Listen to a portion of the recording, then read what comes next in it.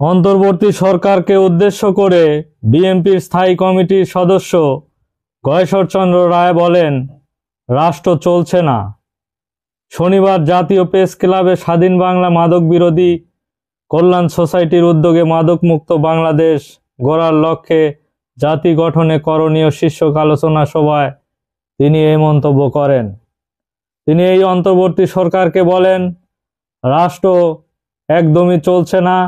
রাষ্ট্র কিভাবে পরিচালনা করছে, এই সরকার কিভাবে রাষ্ট্র পরিচালনা করবে বা কি করছে, এ বিষয়ে তারা নিজেই জানে না যে রাষ্ট্র কি অবস্থা বর্তমানে। তিনি এখন যে সরকারে আছে সেই সরকার থেকে আপনি কি আশা করেন? কারণ এই সরকার যে কি চায় আমি বুঝি না, এবং আপনারাও কি বুঝতে পারেন যে বর্তমান সরকার কি চায়। তার একটা গোলক ধাঁধার মধ্যে রয়েছে বলে তিনি মনে করেন। এই সরকার বারবার প্রশ্ন করলে তারা বলেন যে আমরা বর্তমানে সংস্কার কাজে ব্যস্ত আছি, আগে সংস্কার তারপরে নির্বাচন, এই ধরনের মন্তব্য করেন কিছু বললেই। কিন্তু এটা পরিষ্কার হয়ে গেছে যে কি সংস্কার তারা করতে চাচ্ছে বা করছে, কিন্তু রাষ্ট্র চলছে না। আপনি বিভিন্ন ব্যবসা কেন্দ্রে যান, বিভিন্ন ডিপার্টমেন্টে যান, আপনাদের ফাইল আটকিয়ে রেখেছে, আবার যাদের বিল আটকিয়ে রেখেছে তাদের, অর্থাৎ আওয়ামী লীগের আমলে যারা কাজ করেছে তাদের বিল কিন্তু ঘোরাচ্ছে না, এরকম মন্তব্য করেছেন। যে আপনি একটি অফিসে যান, বিভিন্নভাবে আপনাকে হয়রানি করা হবে, কিন্তু আওয়ামী লীগের কিন্তু কোনো ফাইল আটকে নেই, এরকম তিনি একটি মন্তব্য করেছেন। তিনি বলেন, এই যে একটা সরকার 16 বছর থাকলো প্রশাসনের সহযোগিতা নিয়ে, এই সরকার লোকজন লুটপাট দুর্নীতি করেছে। এই প্রশাসনের লোকেরা বিভিন্ন যার জায়গা এখনো আছে শ্রেণী স্বার্থে এবং সব দুর্নীতি এখনো চলমান আছে বলেও তিনি মন্তব্য করেছেন।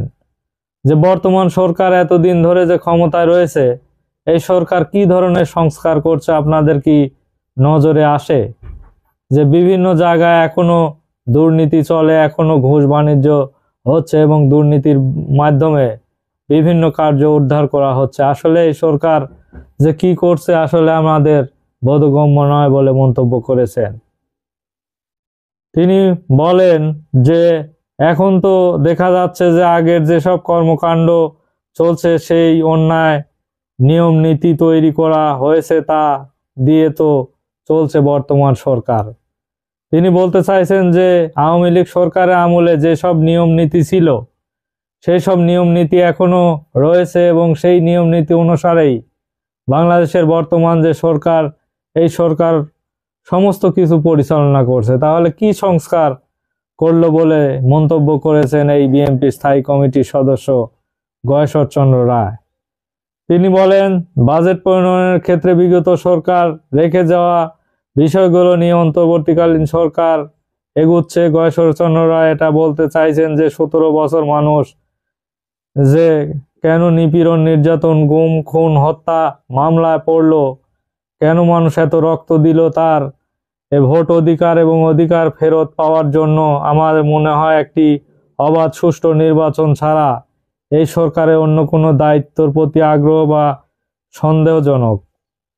মানে এই সরকারে থাকা অবস্থায় যে একটি শুধু নির্বাচন দিলেই তো হয়ে যায় তিনি বলেন, কিন্তু এই সরকার বিভিন্ন কাজ করার আগ্রহ মানে কি একটি সন্দেহজনক বলে তিনি মন্তব্য করেছেন।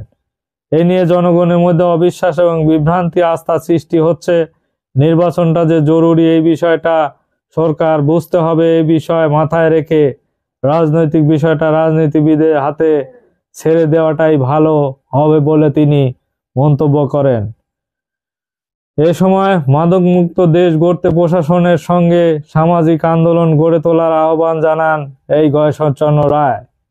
আয়োজনে সংগঠনের সভাপতি সিনিয়র সভাপতি খন্দকার রুহুল আমিনের সভাপতিত্বে ঢাকা মহানগরে এই কার্য সম্পাদন করেন এবং বারবার এই গয়েশ্বরচন্দ্র রায় বর্তমান সরকারকে অভিযোগ করে বলেন, এই সরকার একটি অবাধ সুষ্ঠু নির্বাচন দিয়ে রাজনীতিবিদদের হাতে ক্ষমতা ছেড়ে দেওয়াই হলো বর্তমান সরকারের দায়িত্ব বলে তিনি মনে করেন। ধন্যবাদ সবাইকে।